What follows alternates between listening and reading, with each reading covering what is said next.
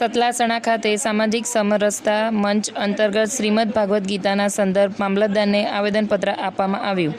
આજરોજ સતલાસણા પૃથ્વીરાજસિંહ ચૌહાણ ચોકથી ખૂબ મોટી સંખ્યામાં સૂત્રોચ્ચાર સાથે આપણા અભ્યાસક્રમમાં શ્રીમદ ભગવદ્ ગીતાના ભાગનો સમાવેશ થવાથી કેટલાક લોકો અંગત સ્વાર્થ અને રાજકીય તૃષ્ટિકરણ માટે એનો વિરોધ કરી રહ્યા છે। વિરોધને કડક શબ્દોમાં વખોડવા માટે આજ રોજ મામલતદારશ્રીને આવેદન આપવામાં આવ્યું। Reporter Alpesh Raval, DT news live 24 Mehsana. અને સરકારે જે 6, 7, 8ના અભ્યાસક્રમની અંદર ભાગવત ગીતા અને ભાગવત વિશેના ચેપ્ટર દાખલ કર્યા છે, જે ખૂબ સરાહનીય છે।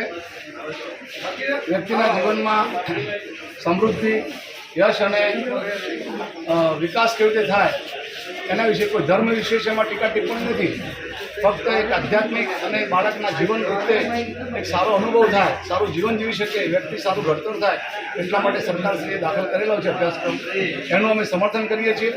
કેટલાક વિધર્મીઓ અને કેટલાક વામપંથી વિચારધારાના વ્યક્તિઓ એનો વિરોધ કરી રહ્યા છે, જેને સમગ્ર સંજુ સમાજ એને વખોડી કાઢે છે। અમે સંપૂર્ણ એ લોકોનો વિરોધ કરીએ છીએ અને સરકારના સમર્થનમાં સરકારને આવેદનપત્ર આપ્યું કે આ અભ્યાસક્રમમાં કદાચ સુધારો કરવો પડે તો રામનું, ધ્રુવનું અથવા પહેલાદનું, અમારા વ્યક્તિ વિશેષ મહાનુપુરુષોનો, સપ્ત ઋષિનો પણ ચેપ્ટરો દાખલ કરવા જોઈએ, જેથી અમારા હિન્દુ સમાજના બાળકોને દરેક અમારા ધર્મનું જ્ઞાન મળે અને દરેક વ્યક્તિ જાણી શકે।